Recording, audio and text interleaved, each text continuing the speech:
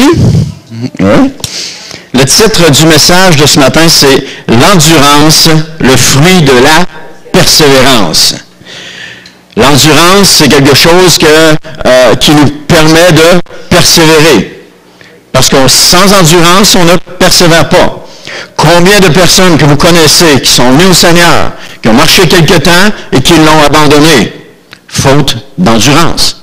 Si on reste attaché au Seigneur, c'est parce que l'endurance se manifeste. S'il n'y a pas d'endurance, il n'y a pas de persévérance. Parce que la persévérance, c'est le fruit. Non, l'endurance, c'est le fruit de la persévérance. Ou la persévérance, c'est le fruit de l'endurance. Tournez-le comme vous voulez. Alors, on va tourner ensemble, vous allez avoir le verset à l'écran, dans Jacques, chapitre 1, les versets 2 à 4, qui nous disent « Mes frères », c'est un verset que j'aime, « Mes frères, quand vous passez par toutes sortes d'épreuves, considérez-vous comme heureux. » On passe, je vais arrêter, je vais faire une petite parenthèse ici. On passe par toutes sortes d'épreuves, chacun de nous. Pourquoi est-ce qu'on n'a pas de sourire dans notre visage? Et on doit se considérer heureux quand on passe par toutes sortes d'épreuves. Ah ben, on est heureux, hein? Serge, on sait qu'il est heureux, oui. Alors, on ferme la parenthèse. Quand vous le savez, la mise à l'épreuve de votre foi produit l'endurance.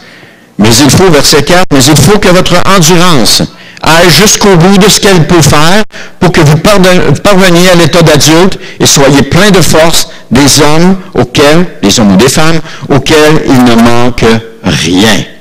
Amen. Comme chrétiens, nous passons, je l'ai dit un petit peu tantôt, nous passons toutes sortes d'épreuves. Nous passons aussi par toutes sortes de tentations. Parce que c'est un combat qu'on doit mener. C'est un combat dans lequel on doit sortir vainqueur. On a déjà, et Christ nous dit qu'on a déjà la victoire dans ce combat. Nous sommes déjà victorieux.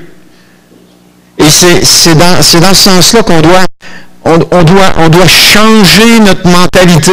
On est habitué, on est venu au monde, dans le monde, avec une mentalité du monde, et nous sommes venus par après au Seigneur. Mais Christ nous dit que toutes choses, voici les choses anciennes sont passées, toutes choses sont devenues nouvelles. Puis en plus, il nous dit qu'il a changé notre mentalité. On n'a plus une mentalité mondaine, mais on a la mentalité de Christ, on a la mentalité du royaume des cieux. Une mentalité où est-ce que nous nous réjouissons de ce qui nous arrive. Nous acceptons ce qui nous arrive. Non pas accepter dans le sens de dire « Oh, ben je me résigne, si c'est comme ça, je vais accepter. » Non, accepter parce que nous avons un grand Dieu qui est au-dessus de nous et que ce grand Dieu-là règne et qui a tout contrôle de toutes choses. Et que de la sorte, je n'ai pas à m'inquiéter de rien. Pourquoi je n'ai pas à m'inquiéter de rien? Parce que Dieu règne, quelles que soient les épreuves. On a un couple d'amis, peut-être qu'il y en a qui l'ont vu, mais elle a écrit, la personne a écrit sur Facebook que, son mari, on lui a décelé un cancer de la prostate, son fils le plus jeune a attrapé la bactérie mangeuse de chair, ça se passe tout dans la même semaine. Et vendredi, c'est vendredi, je pense, son fils le plus vieux travaille sur la construction, eh bien, ils ont monté quelque chose sur le toit, ça s'est effondré, puis il a tombé de 3 étages. Et là, elle dit, mon Dieu, toute s'acharne sur moi, toute s'acharne sur ma famille. Oui, c'est une épreuve. Mais la parole de Dieu nous dit dans les psaumes, ça dit quand vous... comment ça dit ça? Ça dit, le malheur arrive souvent, je l'ai peut-être écrit ici. Non, c'est dans mon autre message que je l'ai écrit.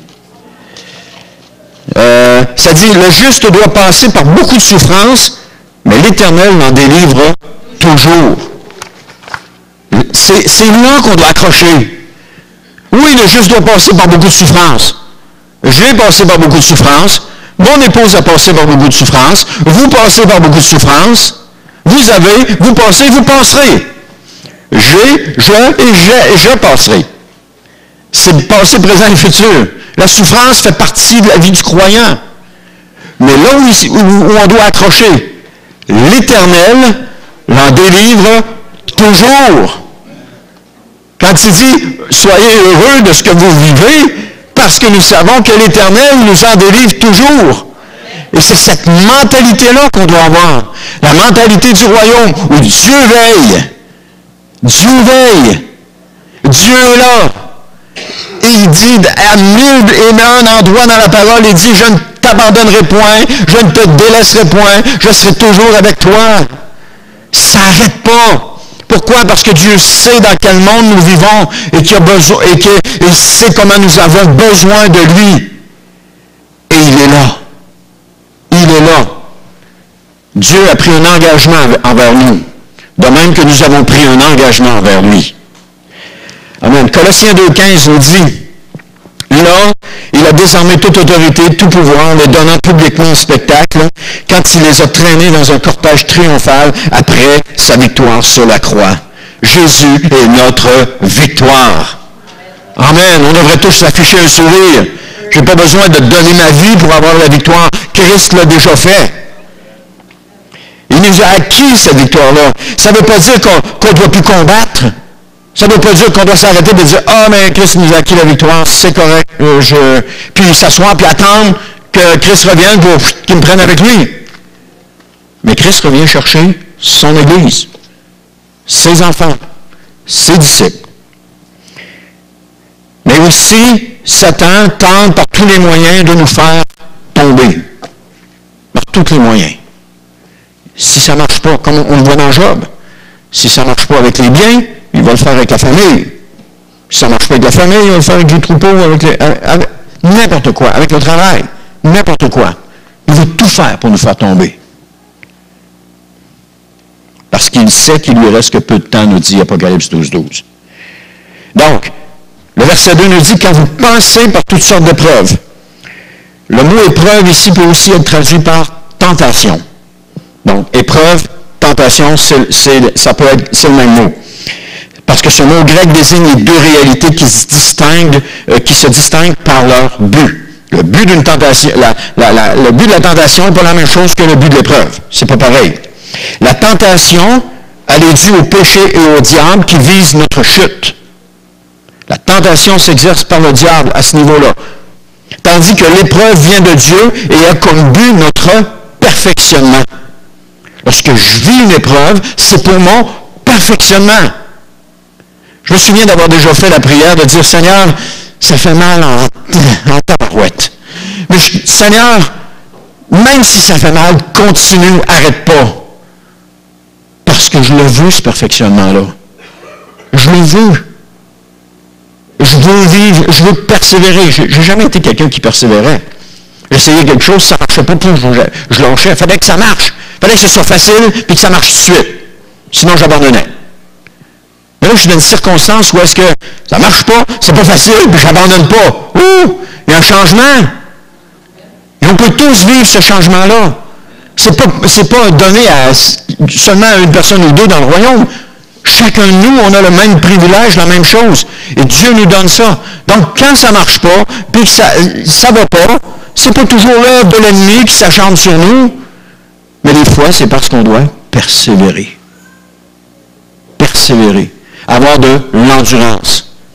Et si on prend l'exemple d'un athlète olympique, un champion du monde qui court à 100 mètres, il n'est pas champion du monde parce que ça lui a été donné comme ça, puis il a embarqué sur la piste, il est champion du monde. C'est parce qu'il a persévéré. Il a eu besoin d'endurance. Combien d'heures d'entraînement, combien d'heures combien de sacrifices qu'il a dû faire pour en arriver là.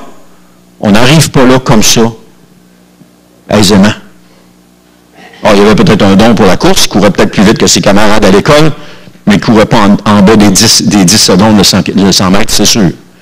Mais à force de pratiquer, de forcer, de développer l'endurance, d'aller à son entraînement, même si ça ne tentait pas. Même quand tous ses amis disaient « Ah, viens avec nous! » Non, je dois aller m'entraîner, passer ses heures à s'entraîner dans des gyms, seul. Ça prend de l'endurance. Haltérophile qui a développé ses muscles, un peu comme moi. J'ai manqué d'endurance. Je peux vous le dire, j'ai manqué d'endurance. Je suis allé au gym un peu quelques temps, puis quand je voyais les messieurs dans le miroir, puis moi, j'ai dit, monsieur, je passais à tête basse. Hein? Oui. des six-packs, c'est juste qu'ils sont en dessous, on les voit pas, mais j'en ai moi aussi. Ils paraissent plus. Amen. Alors, une même réalité peut être à la fois une épreuve et une tentation, ce qui permet à la part de Dieu et la part du diable. C'est qu'on peut passer à travers des épreuves et à travers des tentations, mais tout cela, la tentation, on peut en sortir vainqueur, comme nous dit la parole de Dieu, et l'épreuve, on doit la supporter. Donc, on doit faire la différence entre les deux. Qu'est-ce que je vis? C'est une tentation ou une épreuve? Qu'est-ce que je suis en train de vivre? Faire la différence entre les deux. Si c'est une tentation que je vis, je ne vais pas me réjouir, là. Je vais résister. Mais si c'est une épreuve, oui, je peux me réjouir parce que l'épreuve va me transformer. Alors, je vous le répète, la tentation vient du diable et l'épreuve vient de Dieu. La tentation a pour but de nous faire chuter, tandis que l'épreuve a pour but de nous perfectionner, de nous rendre encore meilleurs. Amen. Vous êtes bons, mais vous pouvez être encore meilleurs.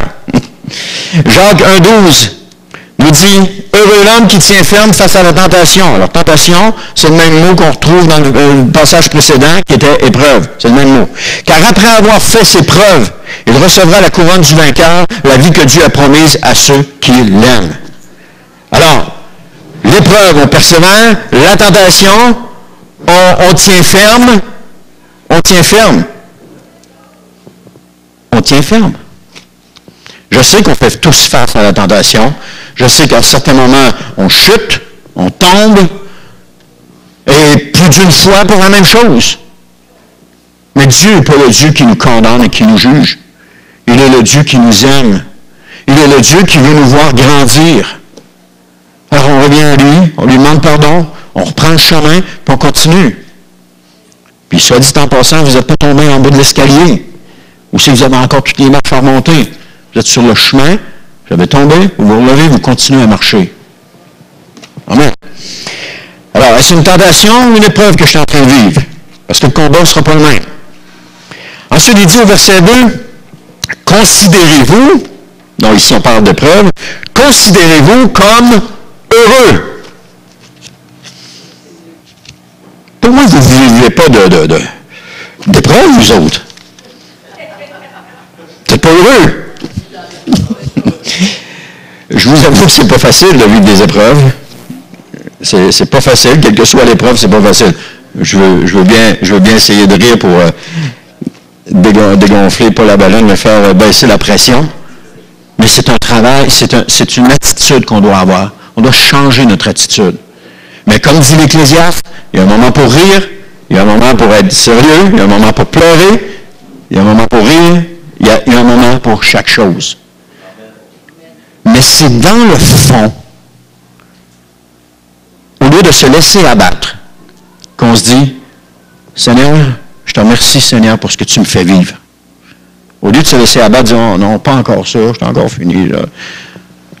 Dire quand on est heureux, c'est qu'on garde une attitude positive face à la situation.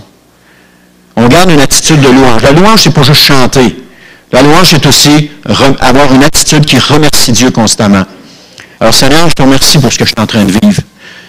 Tu sais que c'est pas facile ce que je vis, puis tu le sais bien mieux que moi. Mais Seigneur éternel, je te fais confiance. Avoir ces mots-là dans notre bouche.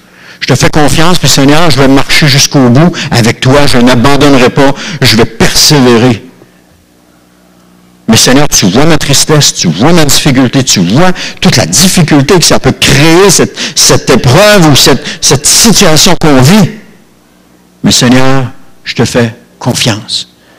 Alors quand il dit considérez-vous comme heureux, j'ai fait des blagues en commençant en disant, vous ne souriez pas, blablabla, mais c'est pas ça.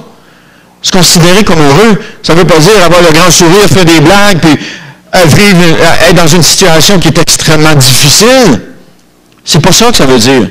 Ça veut dire de garder une attitude positive envers Dieu.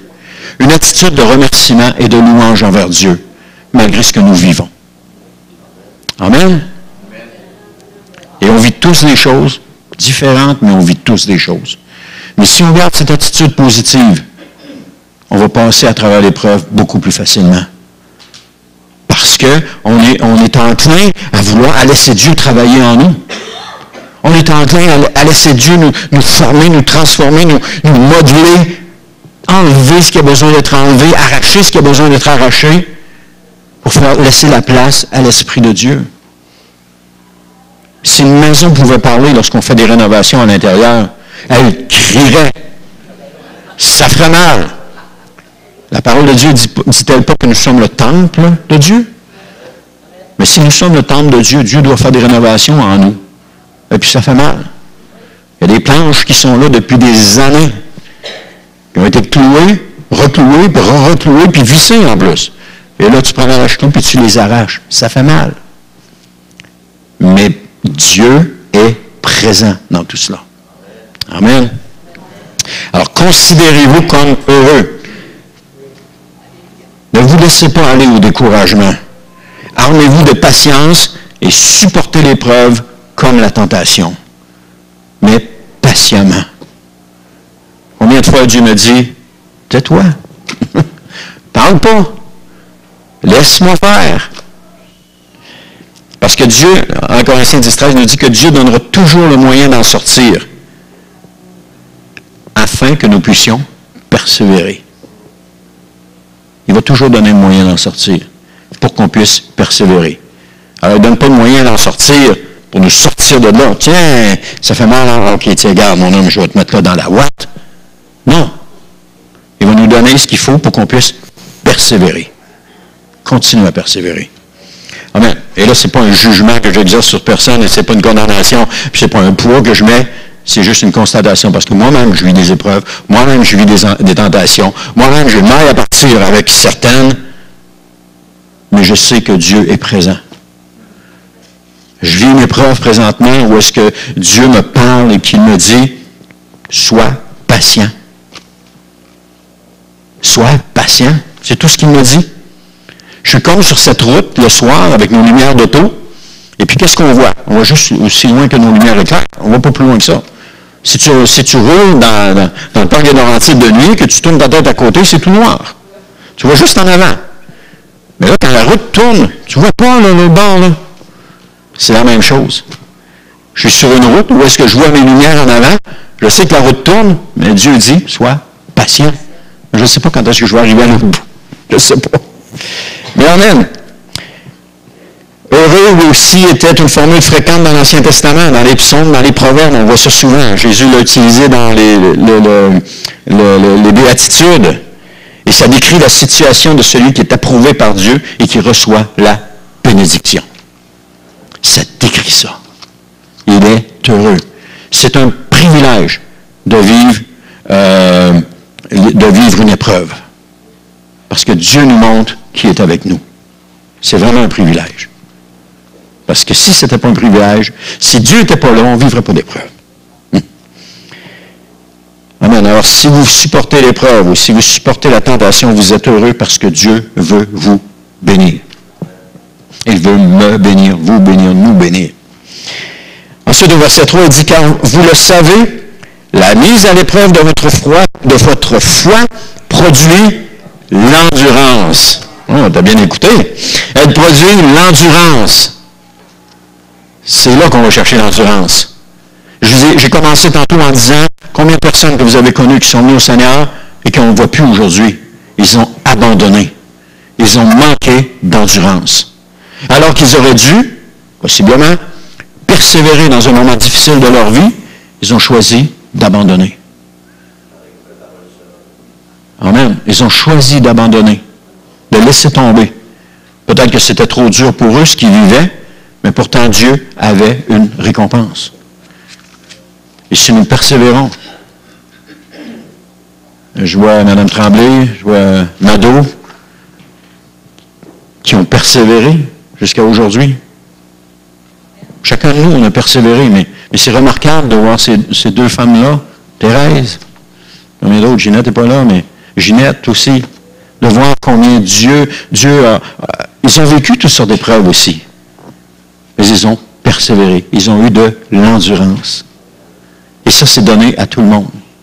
Il nous suffit juste de la développer, de l'accepter, de la développer. Amen.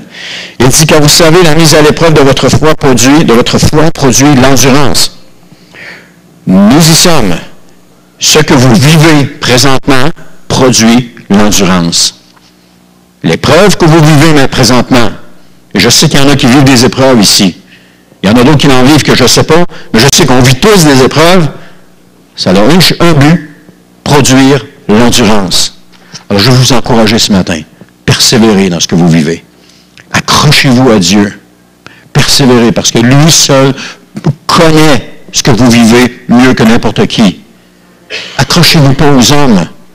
Accrochez-vous à Dieu. Puis remerciez-le pour ce que vous vivez. Remerciez-le pour ce que vous êtes en train de vivre. Endurance, ça signifie faculté. La force d'endurer la fatigue physique, ça signifie aussi les privations. Ça vous dit quelque chose? Endurer la fatigue physique, ça c'est un dictionnaire, mais endurer la fatigue spirituelle aussi. Les privations. Accepter qu'on n'a pas toujours ce qu'on veut. Parce que si on a toujours ce qu'on veut, on est comme des bébés gâtés. Je sais que ce n'est pas drôle ou plaisant, parce qu'on fait face à l'épreuve, mais cela est bénéfique pour chacun de nous. Et je sais que dans un âge avancé, on va se regarder dans un miroir, après avoir passé toutes ces épreuves-là, dire Seigneur, puis avoir encore plus de reconnaissance envers Dieu, de dire Seigneur, je te remercie par le chemin par lequel tu m'as fait passer. Parce que je sais que si je n'avais pas passé là, je ne serais pas ce que je suis aujourd'hui. Et demain, je vais dire encore la même chose. Parce qu'il y a encore un chemin en avant de moi, il y a encore des épreuves en avant de moi. Et je sais que Dieu me fait passer par des épreuves. Prenez par exemple notre frère Mario Cyr, qui passe par une épreuve présentement. J'ai parlé avec vendredi soir, je voulais savoir comment Linda allait. La situation de Linda ne s'améliore pas, elle se détériore encore davantage. Juste pour vous donner quelques nouvelles, je fais une petite parenthèse comme ça. Elle est tombée, elle est tombée en convulsion et elle était debout, puis quand elle est tombée, elle est tombée à terre, puis elle s'est cassé les deux épaules. Les deux. Et là, ils l'ont emmenée à l'hôpital. Elle a été 3 jours à dormir. Là. Et le médecin disait, c'est pas normal de dormir de même 3 jours de temps. 3 jours à dormir. Pendant ce temps-là, ils ont passé des radiographies, et puis ils se sont aperçus qu'il y avait une épaule, les 2 épaules étaient cassées. Et il y en a une, comme elle fait ses os s'effritent, il y en a une qui guérira jamais. D'après le diagnostic des médecins, il y en a une qui guérira jamais. Là, j'ai dit, ça doit être douloureux pour elle, mais il dit, elle a des calmants, là. Il y en a une qui va guérir, mais l'autre ne guérira jamais. Imaginez l'épreuve. Elle, Linda, elle n'a pas conscience de ça. Elle a des problèmes cognitifs, elle n'a plus conscience de ça. Mario arrive, elle le reconnaît, elle est contente. Mario dit, ça dure 10 minutes, après ça, on peut m'en aller, ça ne fait pas de différence. Alors, c'est une épreuve que Mario vit présentement. La femme qui a marié, la mère de ses enfants, la femme qui a aimé, la femme qui a voyagé avec lui pendant tout le temps, qui est allée dans le ministère, la femme qui l'a supporté, qui a prié pour lui. Aujourd'hui, elle est là, dans cet état-là. C'est une épreuve qu'il est en train de vivre. Et personne ne peut prendre sa place. Personne ne peut dire, attention Mario, je vais prendre ta place une journée. On ne peut pas prendre la place de personne dans une épreuve. Mais il y a une chose, par contre. Mario s'en remet toujours à Dieu. Il dit, je continue de louer Dieu pour ce qui arrive. Je continue de le remercier pour ce qui arrive parce que je sais que ce qui arrive, c'est pour le mieux.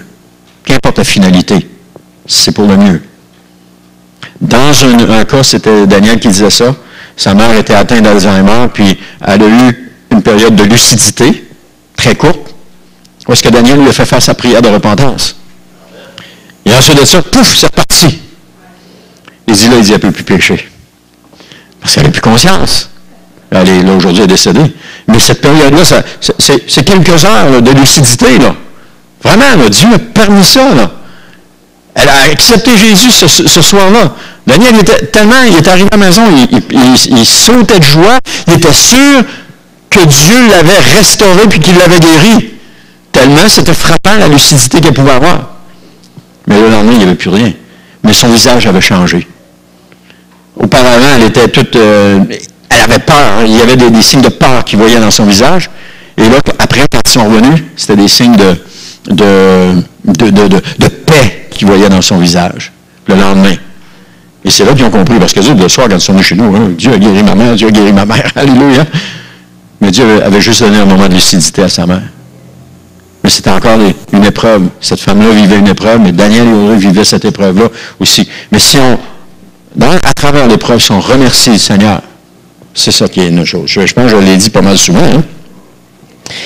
Amen. Je te trouve, c'est bénéfique. Alors, au verset 4, il dit, « Mais il faut que votre endurance aille jusqu'au bout de ce qu'elle peut faire. » Tu dis, « Ah non, ça va encore continuer. » Combien de fois j'ai crié au Seigneur, « Seigneur, sors-moi de là. » Le Seigneur ne me sortait pas de là. Une chance qu'il n'ait pas fait tout ce que j'ai demandé. Tant qu'on va être sur la terre, nous aurons à supporter l'épreuve. Vous me comprenez bien, là? Ça va toujours être là. Tant qu'on va être sur la terre. L'épreuve et la tentation. Alors, je vous encourage à vous armer de patience.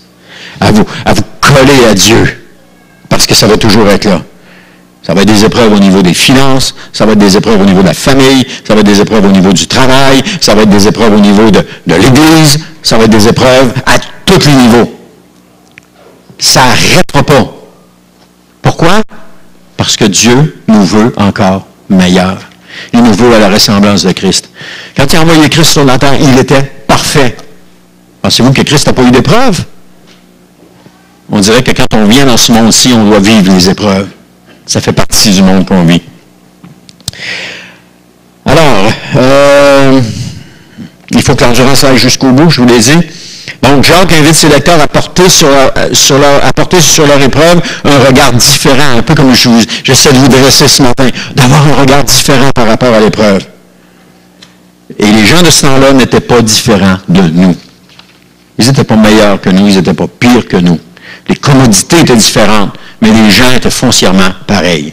Il n'y avait pas de différence. Alors, malheureusement, beaucoup abandonnent la foi et manquent d'endurance. Mais ne soyons pas comme de ceux-là.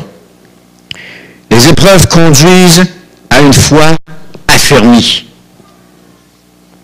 à la maturité et préparée au service de Dieu. Si dans l'épreuve, vous luttez contre l'épreuve, vous luttez contre Dieu et vous ne grandissez pas. Mais si dans l'épreuve, vous acceptez l'épreuve, vous remerciez Dieu pour ce qu'il est en train de faire et vous supportez patiemment, vous grandissez. Vous êtes en train de grandir. Hébreux 12, versets 5 et 6 nous dit, « Et vous avez oublié cette parole d'encouragement que Dieu vous adresse comme à des fils ou à des filles. Mon fils ou ma fille, ne prends pas à la légère la correction du Seigneur et ne te décourage pas lorsqu'il te reprend. Car le Seigneur corrige celui qu'il aime et il châtie tous ceux qu'il reconnaît pour ses fils. » J'avais mis en jaune dans ma Bible, dans certaines autres Bibles que j'ai, j'avais mis en jaune ce passage-là. Et de temps en temps, je m'amusais à couper ma Bible et à regarder les passages que j'avais mis en jaune. Et il y avait un certain temps où j'arrivais toujours sur des versets comme ceux-là. Il y en a quelques-uns, là. Il y a Hébreux, puis il y en a d'autres, je ne me souviens pas des endroits, mais qui nous encouragent à persévérer à travers l'épreuve. Et à toutes les fois que j'arrivais dessus, je me disais, « Oh non, pas encore. Oh, je vais encore passer à travers quelque chose. » Là, j'étais comme découragé. Je m'en allais et je disais, « Oh, pourquoi je tombe tout le temps là-dessus? » Puis là, ça arrivait, je ne sais pas si ça arrivait régulièrement ou pas, mais à un moment donné, je tournais, je coupais, puis j'arrivais dessus, puis je me disais, « Oh non, à toutes les fois que je le voyais. » Des fois, c'était pendant la prédication. Le pasteur, à l'époque, on utilisait nos Bibles. Le pasteur disait, tournez à telle place, je tournais à telle place, je regardais, il était là. Là, c'était coché, c'était mis en jaune. Là, je regardais, non, je supportais patiemment l'épreuve. Je disais, oh non, ça va recommencer. Et c'était régulier comme ça. Dieu agissait à l'intérieur de moi. Ça a été comme ça jusqu'au jour où j'ai commencé à dire, Seigneur, comme je l'ai dit tantôt, Seigneur, je sais que ça fait mal, mais continue pareil. Arrête pas. Et là, j'ai commencé à moins voir ce verset-là, parce que mon attitude avait changé. J'étais plus en combat contre Dieu dans l'épreuve, mais j'étais avec lui. Ça, c'est comme le père qui a puni son fils parce qu'il avait été désobéissant, puis il l'a envoyé coucher au grenier pour la nuit. Le père n'a pas laissé son fils tout seul dans le grenier, dans le noir. Le soir venu, il est monté avec, puis il est allé dormir avec. Juste pour vous montrer que Dieu nous envoie l'épreuve, mais il ne nous laisse pas tout seul dans l'épreuve. Il est avec nous. Il marche avec nous. Il nous prend avec lui. Il nous tient. La seule chose qu'on a, c'est, Seigneur, je te remercie pour ce que je suis en train de vivre. Mais vous n'avez pas idée comment Dieu sait ce que nous sommes en train de vivre. Parce que ce que nous sommes en train de vivre, il le vit avec nous. Et non seulement il le vit avec nous, mais Jésus l'a vécu d'abord. Il l'a vécu. Alors Dieu est avec nous à travers cette épreuve-là. Amen. Alors, si Dieu me corrige, c'est parce qu'il me considère comme son fils. Wow! Je te remercie, Seigneur, de me considérer comme ton fils. Je te remercie, Seigneur, que tu sois avec moi. La bonne nouvelle, c'est que Dieu corrige tous ceux qu'il aime, mais aussi il châtie ceux qu'il reconnaît pour ses fils. Châtier, ça veut dire infliger une peine destinée à corriger. Corriger la faute elle-même qu'on veut reprendre. Polir, rendre plus pur, plus correct, en parlant des ouvrages de l'esprit. C'est ça que ça veut dire. Et là, tout cela a un but. Le verset 4, et je vais terminer avec ce dernier passage, que vous parveniez à l'état d'adulte. Wow! C'est bon? Je vous vois là tous en train de réfléchir. Si vous pouviez vous gratter la tête, nous parvenir à l'état d'adulte. Dieu veut faire de nous des êtres spirituels adultes. Et on a besoin de passer à travers la correction. Je regarde mes petits-fils, nos enfants aussi, vos enfants, vos petits-fils aussi. Pour grandir, ils doivent passer à travers la correction.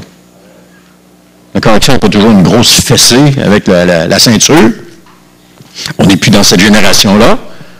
Mais des fois, c'est non, puis c'est des fois, tu vas te passer le désert. Je me souviens, Ethan, il était à table, des bras, sa mère a dit, t'arrêtes ou tu sors de la table, c'est fini. Sortez de la table, c'est fini. Au début, c'est correct, il est content, il est délivré, mais là, il revient, il dit, peux-tu avoir du dessert? Non, c'est fini. T'es sorti de la table. Oh, c'était une épreuve, oui. C'était une épreuve. C'était gros. Il se faisait dire non.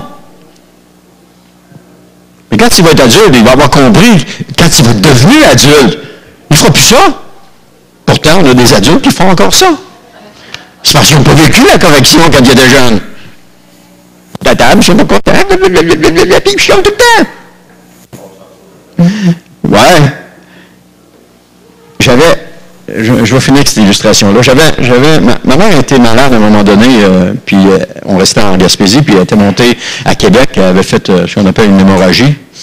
Et puis, elle était montée à Québec pour se faire soigner, mais nous autres, on n'avait pas conscience c'était quoi. Puis, ils nous avaient placés à différentes places. Mon frère Jacques avait été placé chez une tante, mon frère Martin à un autre, puis moi, j'avais été placé chez une tante à mon père qui s'appelait Léonette. Mais Léonette, elle était sévère. J'aurais aimé ça, avoir Léonette comme mère. Mais pas à ce moment-là. Je vous donne un exemple. J'arrive de l'école avec un exemple avec ma mère, comment ça se passait. J'arrive à l'école, j'ai un devoir, je ne connais pas mes chiffres de 1 à 100. Et puis, la professeure a dit, vas-y apprendre ces chiffres. Tu vas m'écrire à soir comme devoir les chiffres de 1 à 1000. Fait que j'ai commencé à écrire des chiffres. Là, ma mère a trouvé que je faisais tellement pitié. Ah, laisse cela, elle dit, je vais le finir tantôt, mais tu sais coucher. Elle a fini! J'ai-tu appris de quoi? Ben, rien appris. Alors là, elle est malade, je me remonte chez ma tante Léonette. Ma tante Léonette, elle dit, là, on arrive il y a de la macédoine à manger. Oh, j'aime pas ça. Ben, ne me dérange pas que t'aimes pas ça. T'en manges. J'aime pas ça. T'en manges. Puis tu sors pas de la table si tu l'as pas mangé. C'est ce que j'ai fait. Je l'ai mangé. C'est peut-être pour ça aujourd'hui que je mange n'importe quoi. Fait que là, après ça, elle dit, bon, ben là, elle dit, on va repasser tes devoirs. Oh non, maman, elle fait pas ça, c'est quoi? Assis sur le divan avec moi, on va passer les devoirs. Ah. Je ne sais pas si j'étais là 2 semaines, 3 semaines, je ne me souviens pas. Mais je me souviens encore de l'image, j'étais assis à côté de moi, puis elle dit, épelle-moi ce mot-là. Là, je le bégaye. Comment tu sais pas tes mots? Épelle-moi ce mot-là. Puis là, tous tes enfants sont partis jouer. Moi, je suis dans le salon avec elle en train d'épeler les mots. Oh! Ça a été souffrant, ça a été marquant dans ma vie, je m'en souviens encore. Et lundi passé, on est descendu à Mkoui, on avait une tante qui était décédée, et puis ma tante Léonette est là. Puis elle est toute contente de me voir, puis je suis content de la voir aussi. Hey, c'est la tante à mon père, même pas ma tante à moi, c'est la tante à mon père. Salut, comment ça va? Blablabla, puis là, elle commence à placoter, rendu à 80, elle arrive à la fin des 80. Puis là, elle est toute en forme, elle conduit encore son auto, puis elle est toute contente de me voir. Mais moi, j'ai encore ça dans la tête, là, ce moment-là que j'ai vécu avec. Ça a été une épreuve dans ma vie. Et je sais que si je vous laissais compter, vous auriez toutes des épreuves comme ça. Je ne suis pas tout seul à en avoir. Mais ça a été une épreuve dans ma vie que j'ai passé à travers. Mais aujourd'hui, je disais à mon frère, avant de descendre dans le coin, on a couché dans un gîte, j'étais avec lui, j'ai dit, sais-tu, il y a une chose que je reproche à mes parents. C'est pas que je les aime pas, mais ça. Une chose que je reproche, c'est qu'ils ne m'aient pas dit non quand c'était le temps de me dire non. Puis qu'ils aient tout le temps dit oui. C'est ça que je leur reproche. Mais je le pardonne. Mais ils peuvent dire, le passé, c'est le passé. Mais j'ai pas fait la même chose avec mes enfants, par exemple. Quand c'était non, puis je changeais pas d'idée. Si j'étais sur le bord de changer, Anne a dit, hey, il y a tout ce que tu as dit. Oh, oui, maman, ça venait. De toute façon, chez nous, vous le sachez, c'est moi qui ai le dernier mot. Toujours. Oui, chérie.